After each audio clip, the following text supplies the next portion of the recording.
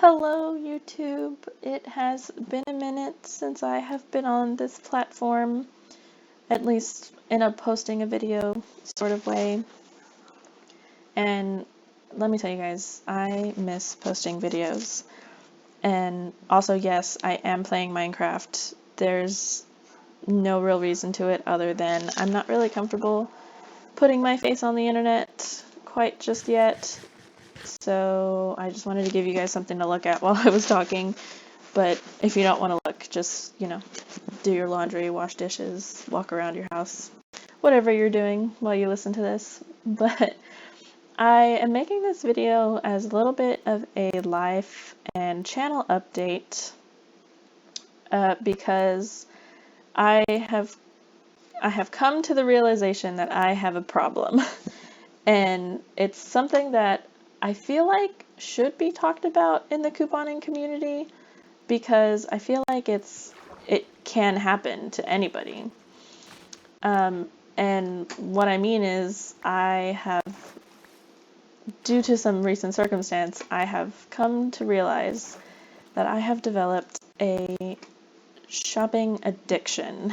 And it's kind of a little bit different of what I feel like the true definition of shopping addiction is, and people don't really think of couponers who we say, oh, we pay nothing for this. Like, how do you have a shopping addiction if you don't pay anything? Well, I'm going to get into that, and as a start to that, I am going to circle us back all the way back to October of 2019 when I first started couponing. I was in my second year of university, and to be honest, I didn't have any friends, and my courses were kind of boring, quite boring actually, because yeah, they were my first year of courses. I was taking like basic English, and I think the spiciest topic I was taking was chemistry, because I'm bad at chemistry. What is that over there? Oh, sheep. Anyway, so I had just started a new job, and I didn't have anything to do. I was kind of not lonely, but I was kind of starting to get depressed because I didn't really have anything to do. So as one does their hobby, I decided I was going to start learning how to extreme coupon, because I had been watching that show Extreme Couponers. And as we all know, that show was quackery. But anyway, so I started learning how to coupon. And I picked a horrible time to learn, because this was right after Kroger stopped doing their double coupons, and CVS no longer allowed you to stack threshold coupons, and new threshold coupons were coming out that we were trying to figure out how to use. There were new glitches coming out, and it was just a whole thing, and I really just picked a bad time to learn how to coupon. It was very frustrating. I cried a couple times, and I spent a lot more money than I should have, because all the new deals looked so shiny. But it is what it is. That's what happened. And around the time that I started getting good at couponing, all of the YouTubers that I had been watching up until this point to learn, I started to notice that every once in a while they would have a deal that didn't work out the way they thought it was going to, or that they had seen it work in the past. And for some of them, they didn't quite try and figure out why it didn't work. They were just sort of like, oh, well, that didn't work out the way I wanted it to, so don't do what I did. And that they would just leave it at that. And the bigger YouTubers, the big names of YouTube in the couponing world, those ladies are awesome. Like, they wake up at the crack of dawn and have videos out before most of us are even awake on the weekends. So I can totally understand why they would just be like, well, that sucks. It was only a couple of bucks, whatever. Or if it completely didn't work, they just said, I left it at the store. But as a college student who was making just above minimum wage, but still definitely not a living wage, I figured that this could be a chance for me to get out into a community of some kind and start being somebody who could fill in those gaps. I wanted to be somebody who posted videos a day or two after all of the big names had come out with their videos as sort of like a teaching moment. You know, it takes so much longer to edit a video than it does to watch one. And so I wanted to be able to see all these videos and, you know, wait 24 hours for all the big deals to be popping up to be able to make another video a day later saying like, here are some deals and here are some problems that can come up with them and this is how you can get around them. And I did that for a while. I started, you know, to get some traction on YouTube. I had, I think 306 was my highest number for subscribers. But then I kind of got a little discouraged because I started to notice that if you didn't have a couponing video uploaded like by Monday, I would say the latest of that current week's deals, it really didn't get a lot of views. And by Tuesday, all of the other channels were posting like, okay, it's Tuesday, time to start getting ready for the deals for next week. And that was just really discouraging that, you know, I was putting in all this time and all this effort because I was bad at it. I was really bad at making videos and it took me forever. I was in the store for so long filming and it was just a nightmare. I have so much footage that never made it to see the light of YouTube. But yeah, that kind of was starting to put me off of making videos, and then finals week was coming up, and also at some point I had to start thinking about graduation and what was I going to do after graduation and all of these things. And I was still going to CVS, I was still going to Kroger, but I just wasn't filming. I did film a couple of videos that I did edit, but by the time I had them done, it had only been like 2 days since the sales week had started, but I just felt like there was no point in uploading it anymore because I just felt like couponing was such a fast pace, gotta go now type of activity that there was no point in me uploading what I had to say. So I stopped uploading, but I really missed being a part of this community. So yeah, that was going on for a little while. And then fast forward a little bit, I got a new job. I moved out of the place that I was living. I graduated and got a new job. And before I accepted the position, I knew it was going to pay me not that great because I was accepting an internship, and I had the option of multiple different locations to choose from. And one of the big things that led to my decision of which location to choose was if they had my major couponing hotspots available as a store choice. So did the town have a CVS? Did it have a Kroger? There was one that I completely passed up because it had none of those things. It was in a very rural area. All of the pharmacies and grocery stores were all like mom and pop type shops, which, you know, isn't a bad thing. But as somebody who had this skill set and wanted to keep using it, I decided to move somewhere that, you know, had that type of atmosphere. So here I am now.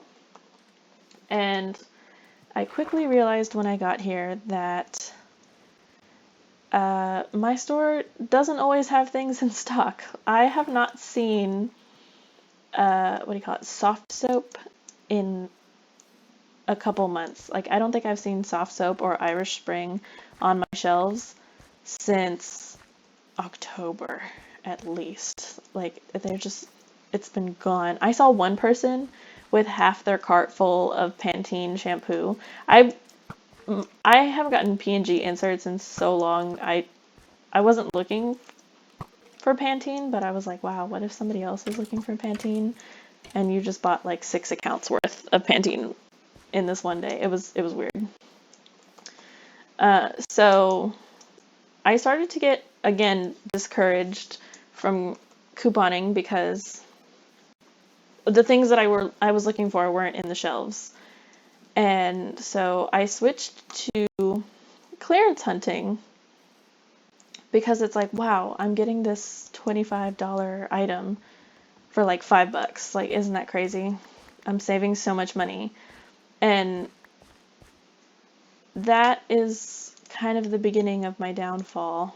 I was just so used to going to all these grocery stores and living in an area that had 3 grocery stores, 3 Krogers, to one that had only 1 Kroger, and it's like a 15-minute drive going 65 miles per hour. So it's very far away, and I can't go there every day because now I'm on a tighter budget than I was when I was in school because of some medical emergencies that came up, and I got a new car, I got all these things, new bills popped up, and I realized that my budget was a bit tighter than I originally anticipated that it would be. And you say to yourself, oh, well, that's the whole point of couponing, right? Is like you save money so that way you have what you need. Like, you don't have to keep going and getting more things because you have what you need. And that's true. If I stop couponing right now, I have a solid 3 to 6 months on some items stocked up in my closet. But when it was something that you did for 2 years, pretty much every day, I do not want to go over there. It's hard to just cut that out of your life. And I started noticing that I was having trouble not spending money because I would tell myself, oh, but it's only a couple dollars here, or this is only a couple cents, and this is like useful, or I know somebody who needs this and I can help somebody out by picking this up, or oh my gosh, this was like $70 and now I can get it for like 10. Just, yeah, stuff like that was going through my head, and I one day took a look at my finances and was just like, wow, you can't afford to be doing all of this all of the time. And it's still hard. I really have to fight with myself to not go to the grocery store all the time to look for clearance. I have to tell myself, no, you can't go to Walmart just because you want to look around. Like, no, don't look at the CVS ad because you've already done your shopping trip for the week. There's no new deals are going to pop up as you sit here. And it was really bringing me down. I was really missing having a connection to something. And outside of my job, I've got whatever else free time, but now I couldn't, quote, afford my same hobby as I used to.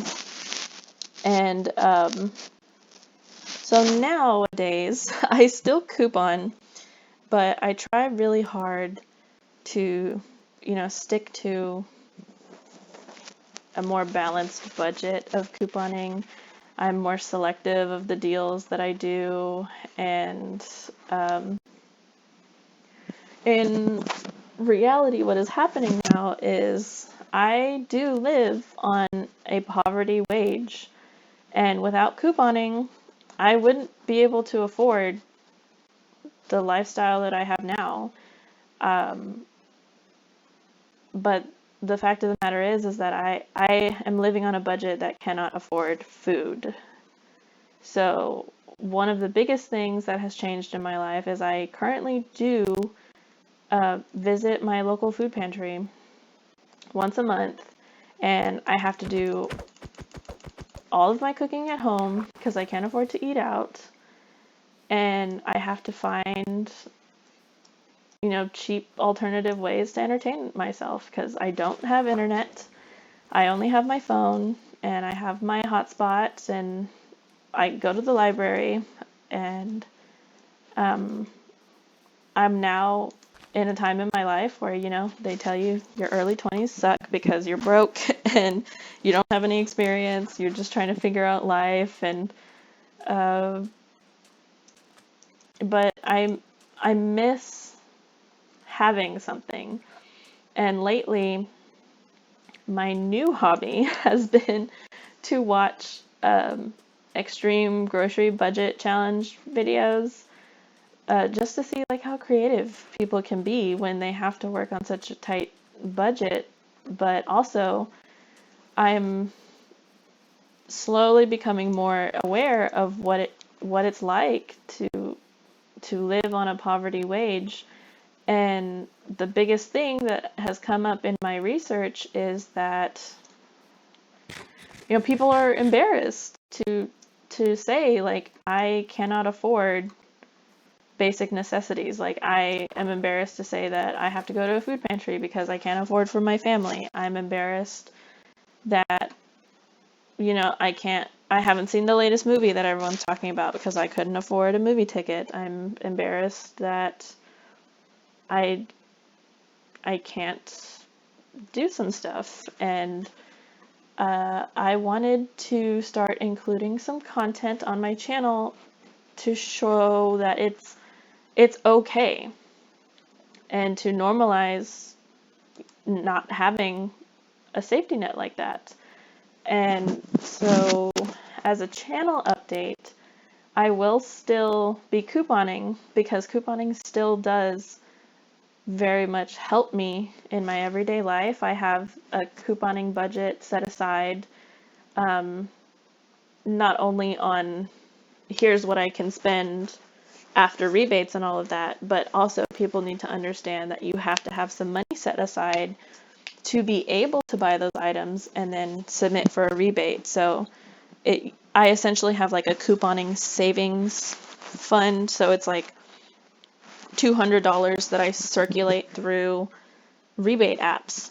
And if I dip below that $200, then I tell myself, okay, you can't get like the cheap items anymore. Now you have to focus on the freebies and money makers to rebuild your savings. And yeah, so I want to start making some content that is, like here's my food pantry box unboxing. Here's like a realistic budget for 1 week's worth of groceries for 2 people, or if all you have is $10, like this is what you can actually do with your $10. Because I know a lot of people who end up in a situation like this where they used to be able to afford stuff and now they can't. They don't know what to do, and it can be very disheartening. It can be very depressing to have to downsize your lifestyle like this. But I want to, like I said, normalize that it's okay to have these moments in your life, and it's okay to need help. And yeah, I'm still going through it with my shopping addiction. Like I just bought 2 baseball bats.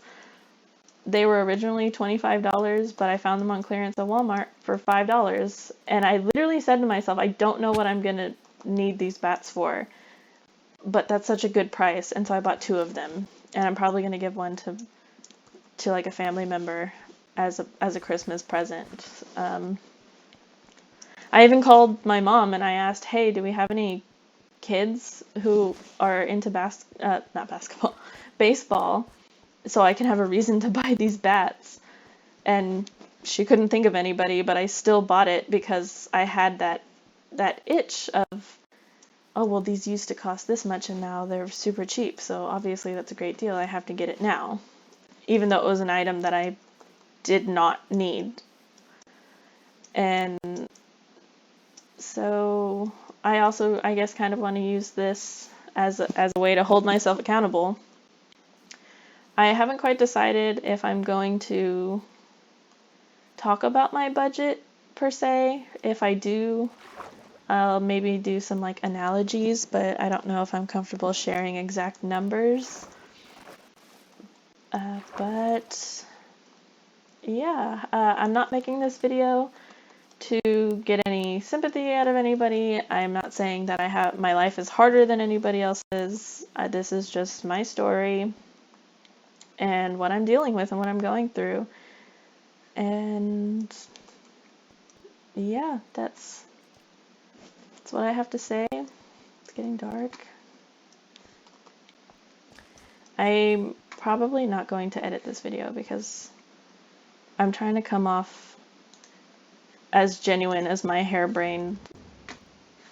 Oh no. No, I forgot those things come out when you haven't slept. Anyway, as I said, I'm... Oh my gosh, for those of you watching, I got so sidetracked. I'm definitely not cutting this out because I think this is hilarious. Hiding. Anyway, as I said, channel changes coming soon. I don't know if that's going to come with a channel name change or what.